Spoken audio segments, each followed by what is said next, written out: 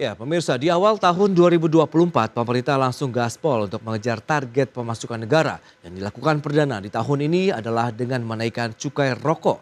Dengan kenaikan tarif cukai hasil tembakau, maka harga rokok dipastikan mengalami kenaikan. Adapun kenaikan cukai dibuat berbeda-beda tergantung dengan jenis rokoknya.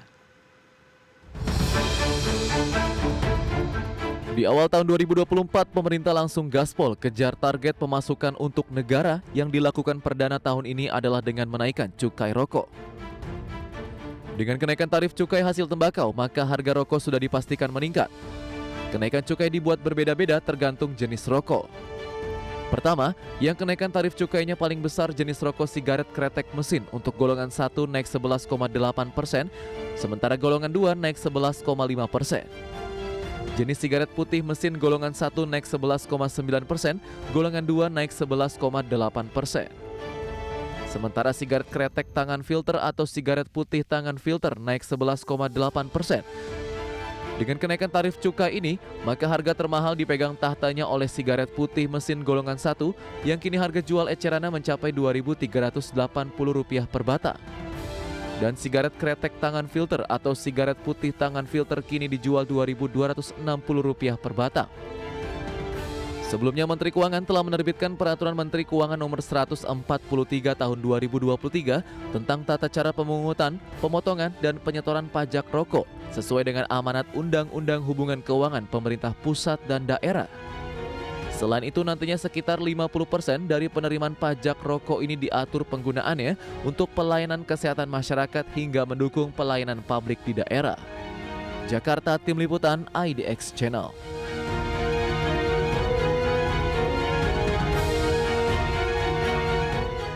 Ya, pemirsa, untuk membahas tema kita hari ini, cukai naik, harga rokok kian mahal di tahun 2024. Kita sudah tersambung melalui Zoom bersama dengan Bapak Hananto Wibisono, Sekretaris Jenderal Aliansi Masyarakat Tembakau Indonesia atau AMTI. Halo, selamat pagi, Pak Hananto. Selamat pagi, Mas. Ya, salam sehat, Pak. Salam sehat. Apakah suara saya baik, Mas? Baik, cukup terdengar dengan jelas ini Pak Hananto. Langsung saja kita akan review terlebih dahulu bagaimana kinerja dari industri rokok di sepanjang tahun 2023 lalu ya tentunya, dan juga bagaimana optimisme Anda dalam melihat tahun 2024 ini. Silakan Pak Hananto. Baik, terima kasih. Jadi kalau bicara cukai itu kan kejadiannya hampir yang setiap tahun ya. Namun yang di tahun sekarang memang lebih karena ada kebijakan multi years yang 2 tahun, jadi tidak menjadi terlalu hiruk pikuk di penghujung tahun. Oke. Kalau kita melihat realitas setelah di tahun kemarin, sebetulnya dengan adanya kebijakan multi years itu memberikan kepastian ya di teman-teman di pabrikan yang biasanya harus was-was di ujung tahun, setidaknya sekarang nggak terlalu was-was. Namun yang menjadi catatan adalah ketika kebijakan itu tidak dibarengi atau tidak didukung dengan iklim usaha yang sekarang, atau artinya kita bisa lihat bahwa hari ini kita masih dihadapkan pada situasi yang cukup kompleks pasca COVID-19.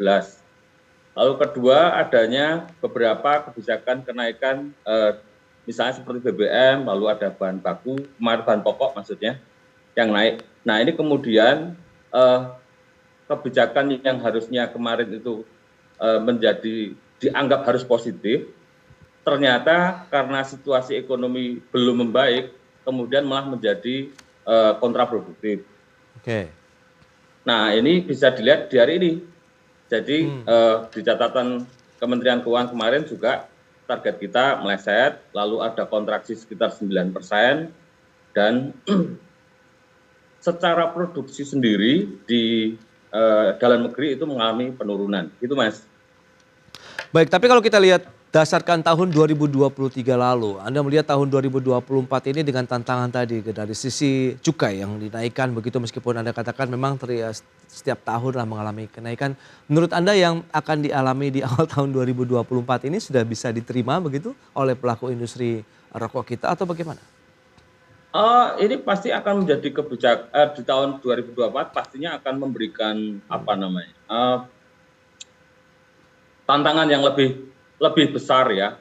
Jadi kalau kita agak flashback sebentar Mas, Ya, beberapa tahun terakhir kebijakan cukai kita itu cenderung naik dan bahkan eksesif.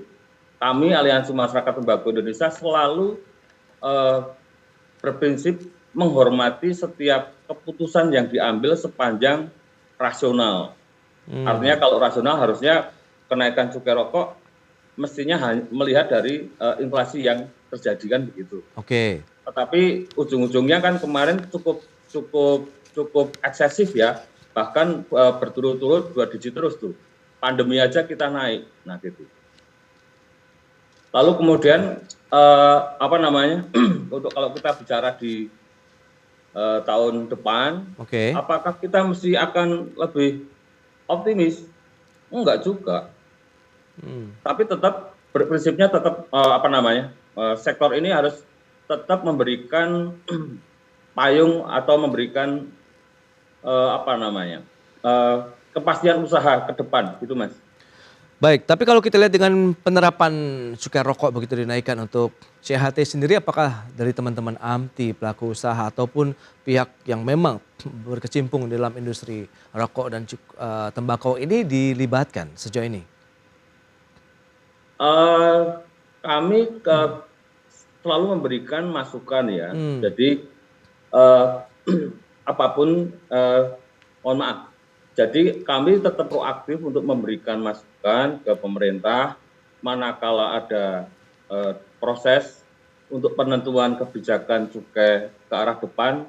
Kami memberikan gambaran yang realitas di masyarakat seperti apa toh gitu ya. Oke. Maka kalau kita bicara ke depan, tantangannya membesar Mas, ekosistem ini. Ya. Oleh karenanya pada penentuan besaran tarif cukai mendatang, atau setidaknya ada semacam meninjau ulang. Sebaiknya pemerintah itu tetap mempertimbangkan daya beli dan pertumbuhan ekonomi. Karena keberlangsungan ekonomi tembakau masih menjadi tumpuan jutaan masyarakat, mulai dari petani sampai dengan retail. Konsumen saja bahkan sangat terganggu dengan adanya kenaikan cukai rokok yang terus naik. Dan kalau selama ini dengan adanya kenaikan CHT atau cukai hasil tembakau ini di tahun 2024, apakah memang sudah ada keluhan yang disampaikan ataupun mungkin bagaimana sih sikap yang diambil dari anggota AMTI terkait dengan adanya kenaikan cukai hasil tembakau ini? Masukannya begini Mas, kenaikan tarif cukai sekali lagi kenaikan tarif cukai tetap harusnya mempertimbangkan aspek keberlangsungan ekonomi tembakau. Jadi mestinya harus dibarengi dengan melihat kemampuan daya beli, lalu akan tetapi yang terjadi kan kemarin cukup kontraproduktif ya, bahkan di tahun sekarang produksi rokok ilegal kita naik Mas. Itu menurut saya itu menjadi salah satu indikasi untuk kebijakan cukai ke depan itu ditinjau ulang. Nah, pola konsumen ini kalau itu biasanya kalau cukai naik Mas, itu diawali dengan downtrade istilahnya. Kalau nyari padanannya nggak ada ya nanti beli yang lebih murah. Nah, lagi-lagi maka saat ini di pasar itu bisa ditemui dengan rokok yang lebih murah. Lalu yang terjadi rokok ilegal juga makin bertumbuh Mas. Baik. Nah, sejauh ini dengan kenaikan cukai yang terjadi begitu dalam beberapa tahun terakhir, menurut pengamatan AMTI, apakah juga ini memberikan salah satu maraknya penggunaan ataupun akhirnya masyarakat beralih kepada jenis rokok yang ilegal tadi begitu? Iya, karena kalau kita bicara konsumen itu kan lebih elastis ya. Ketika daya belinya nggak ngejangkau, maka kemudian akan mencari yang lebih murah. Kalau nanti yang lebih murah ada dua, yang legal ataupun yang ilegal.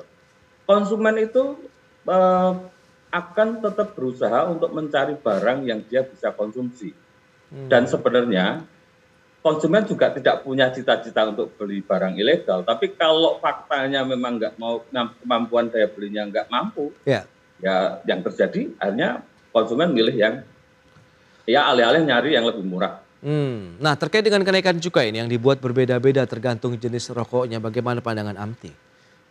Gimana Mas? Ya, terkait dengan cukai, ini kan tergantung dari jenis rokoknya, jadi kenaikannya berbeda-beda begitu. Bagaimana nih dari kacamata Amti sendiri, apakah akhirnya pelaku usaha akhirnya yang sudah melakukan penyesuaian terkait dengan harga jual berdasarkan cukai dari jenis rokok yang berbeda-beda tadi? Oh iya. Hmm. Nah ini menarik nih kalau kalau kita bicara kondisi hari ini. Satu, konsumen loyalis itu menurun. Dulu Oke. misalnya seperti saya, kalau enggak brand ini enggak. Tapi kemudian ketika memang lagi-lagi daya belinya belum ngejangkau, pasti akan mencari padanan produk. Oke. Lalu apa namanya, beralih juga ke segmen. Nah, seperti bisa kita lihat bersama, ada beberapa segmen atau golongan yang di tahun kemarin naik, tetapi di golongan tertentu turun. Nah itu potret Mas, artinya itu realitas yang bisa dibaca. Oke. Nah, lantas sejauh mana juga dampak dari kenaikan cukai hasil tembakau pada operasional para pekerja di pabrik-pabrik rokok lah di daerah? Ya kalau itu pasti otomatis menyesuaikan Mas. Hari ini misalnya kalau kita lagi-lagi bicara selalu kenaikan cukai misalnya, kita tarik ke arah industri, mohon maaf, di sektor pertanian misalnya. Oke. Apakah teman-teman petani tembakau tidak terbeli? Terbeli. Tetapi kemudian kalau yang mohon maaf yang menjamur lebih satu rokok murah atau bahkan rokok ilegal, ini sebetulnya menjadi semacam kayak mengubah animo petani sendiri. Karena apa? Karena tembakau yang dia hasilkan pun akan dibeli dengan, mohon maaf, akan dibeli dengan harga yang murah. Lalu kemudian kalau harganya murah, animonya turun Mas. Oke. Ini sangat, artinya efeknya itu panjang, tidak kita. Lalu kemudian jangan melihat bahwa oh harganya naik maka akan hanya terjadi di sektor menengah atau yang di hulu ya, hilir yang di pabrikan gitu. Enggak, ini bahkan sampai ke yang di pertaniannya, di budidaya pertaniannya. Oke, berarti dengan kondisi yang seperti ini, kira-kira apa sih yang perlu dilakukan begitu sehingga tidak akan memberikan dampak yang cukup luas dari hulu ke hilir ya kalau kita bicara mengenai industri rokok di Indonesia. Tapi tahan dulu jawabannya, kita akan jeda sebentar. Dan pemirsa, kami akan segera kembali usai pariwara berikut ini. Baik pemirsa, berikut ini kami sampaikan sejumlah data untuk Anda terkait dengan kenaikan cukai hasil tembakau di tahun 2024 ini. Ya seperti yang bisa Anda saksikan di layar televisi Anda, kita akan cermati bersama rokok sigaret kretek mesin. Ini untuk golongan 1 naiknya 11,8%, sementara golongan 2-nya 11,5%. Sementara untuk jenis rokok sigaret putih mesin, golongan 1-nya naik 11,9%, golongan keduanya 11,8%. Adapun rokok sigaret kretek tangan filter atau sigaret putih tangan filter, kenaikannya 11,8%. Berarti kalau kita lihat dari kenaikan CHT, yang paling tinggi adalah rokok sigaret putih mesin golongan 1, 11,9%. Dan berikutnya kita lihat dari sisi produksi rokok di sepanjang tahun 2023 ini sampai dengan Agustus 2023, kita lihat fluktuatif pergerakannya, sempat memang mencapai ya hasil yang cukup tinggi untuk produksi rokok di tahun 2023 adalah di bulan Maret ya mencapai 29,45 miliar batang, dan di Agustus juga mengalami kenaikan sampai dengan 30,31 miliar batang rokok untuk produksi rokok di tahun 2023 lalu sampai dengan Agustus. Baik, kita akan lanjutkan kembali perbincangan bersama dengan Bapak Hananto Wibisono, Sekjen Amti. Baik, Pak Hananto, kita akan lanjutkan kembali. Kalau kita bicara dengan kenaikan cukai ini, harga termahal tadi akhirnya dipegang tatahnya oleh sigaret putih mesin golongan 1. Kalau kita lihat harga jual ecerannya ini per batang sekitar Rp2.308. Dan sigaret kretek tangan filter atau sigaret putih tangan filter ini dijualnya Rp2.260 per batang. Apa yang bisa Anda review ini, Pak Hananto, silakan. Nah itu Mas, pasti lagi-lagi ketika kenaikan cukainya itu eksesif dan artinya dukungannya juga tidak, dukungan itu artinya pertumbuhan ekonomi, daya beli masyarakat gitu ya. Ya. Maka kemudian yang akan terjadi itu menurunnya volume. Maka di SPM itu golongan yang di sigaret putih mesin itu share marketnya paling kecil. Oke. Mungkin di angka 3-4% lah kira-kira begitu. Nah, yang menjadi perlu untuk diperhatikan adalah adanya pertumbuhan rokok ilegal. Rokok ilegal ini menjadi bumerang bagi semua. Satu, bagi pelaku yang legal, artinya nggak fair ya. Mereka bersusah payah untuk melakukan perizinan, patuh terhadap apa yang diatur, tetapi dalam pasar, di masyarakat tidak mendapatkan perlakuan yang adil. Kedua, pemerintah juga dihadapkan pada masalah target dari pendapatan cukai itu sendiri. Oke. Bagaimana kita ketahui target di tahun sekarang itu cenderung tidak sesuai target, bahkan tidak melampaui. Yang kemarin-kemarin kan sering kita lihat, sesuai target, bahkan ada yang surplus dan seterusnya.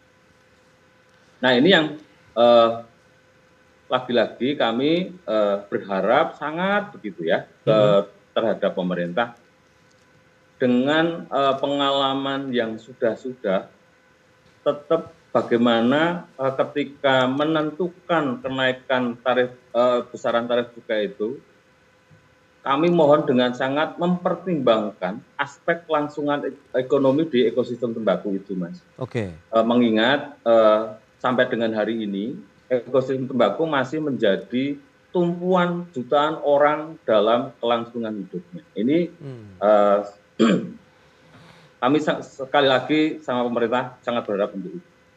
Oke, itu dia kaitannya dengan dampak dari kenaikan CHT yang perlu diperhatikan bagaimana dengan masyarakat yang bekerja begitu dari industri hulu kalau kita lihat ya dari tanaman tembakaunya sendiri. Nah, pemerintah juga menyatakan terlepas dari pengaruh pada konsumsi, kebijakan kenaikan dari CHT juga telah membawa perubahan dalam struktur industri rokok yang ditandai dengan penurunan produksi rokok golongan 1 yang mencapai 14%. Nah, ini realisasinya seperti apa sih? Benarkah demikian ini Pak Hananto?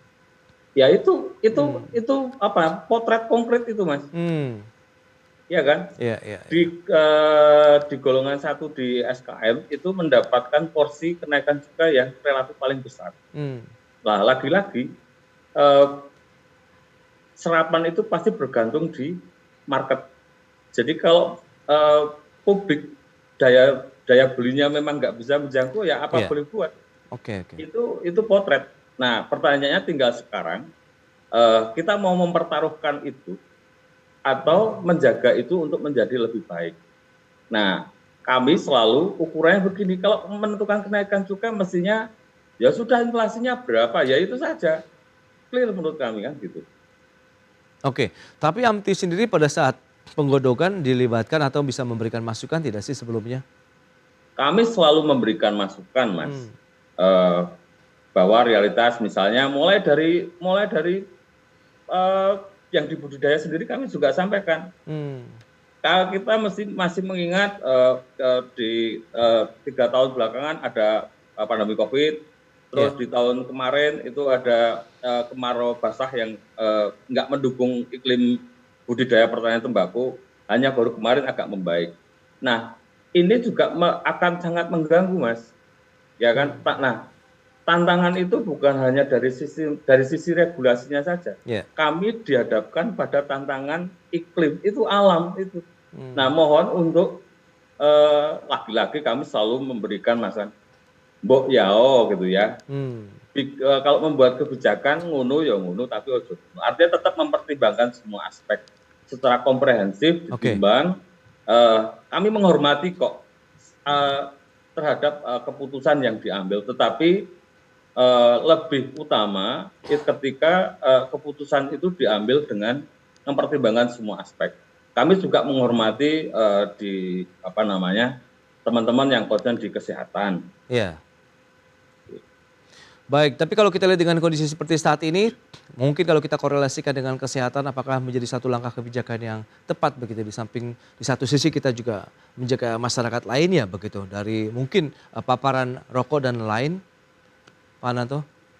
Ya, kalau kita bicara regulasi yang ada irisannya dengan kesehatan, kita bisa membaca yang sudah berlalu. Kita punya PP 109 tahun 2012. Oke. Aturannya sangat jelas, mulai dari iklan, panjangnya sekian, besarannya sekian, di TV harus sekian jam sekian sampai jam sekian. Enggak, dan tidak boleh bahkan iklan yang menurut kami paling beradab adalah iklan rokok. Tidak menunjukkan produknya, tapi menyampaikan resiko. Memang yang lain ada, enggak ada. Gitu. Oke. Nah, kami juga menghormati semuanya, makanya kemudian bagaimana lagi-lagi ada regulasi yang menjadi payung semua pihak, menjadi kepastian usaha juga kan begitu.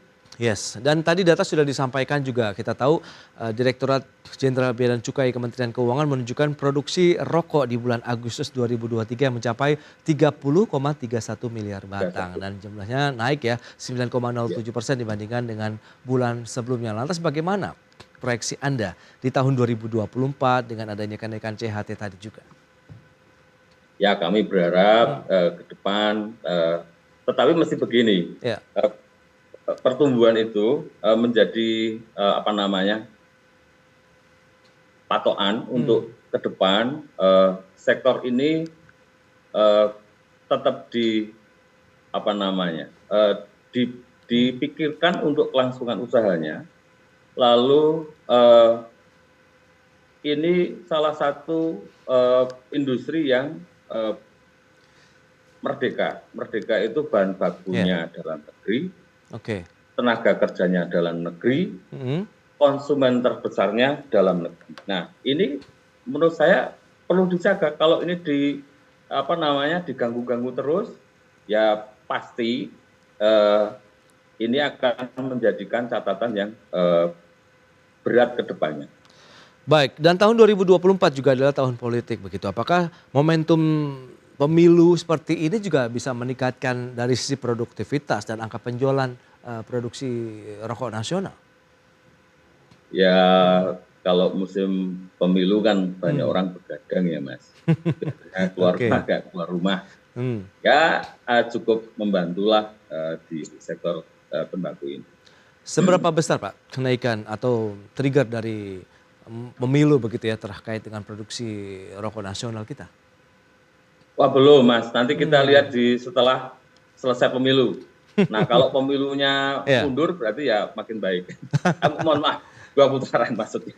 Oke. Nah kita tahu juga pemerintah kan mengenakan pajak rokok elektrik nih yang berlaku sejak Januari 2024. Lantas bagaimana dengan peta persaingannya terhadap industri rokok nasional akhirnya? Baik, sampai dengan hari ini rokok konvensional, maksudnya rokok yang sudah ada dan adanya kehadiran rokok elektrik itu masih sehat ya secara kompetitif dan belum, ya saya pikir kalau gini Mas, hal yang paling kita nggak bisa hadang adalah perubahan kan begitu. Tetapi kalau kebijakannya juga mendukung iklim usaha, pastinya akan menjadi satu kondisi yang kompetitif saya kira. Baik, jadi terakhir harapan Anda di tahun 2024 untuk industri rokok dan juga mungkin produksi dari sisi tembakaunya juga untuk masyarakat petani kita. Ya, kami selalu berharap ke depan pemerintah tetap ini menjadi agar ditinjau ulang dalam penentuan kebijakan kenaikan tarif. Kita melihat lagi-lagi kita melihat untuk beberapa tahun terakhir itu cukup eksesif karena 2 digit terus Mas. Harapannya besok 1 digit lah gitu. Sambil melihat perkembangan situasi yang berlangsung. Baik, itu dia kondisi yang dialami oleh teman-teman pelaku industri rokok nasional ya dalam menyikapi kenaikan dari cukai rokok hasil tembakau. Baik, Pak Hananto terima kasih banyak atas waktu dan sharing yang sudah Anda sampaikan kepada pemirsa pada hari ini. Selamat melanjutkan aktivitas Anda kembali. Salam sehat, Pak Hananto. Salam sehat, Mas. Baik pemirsa, 1 jam sudah saya menemani Anda dalam Market Review. Saya Prasetyo Wibowo beserta kerabat kerja yang bertugas undur diri. Terima kasih dan sampai jumpa.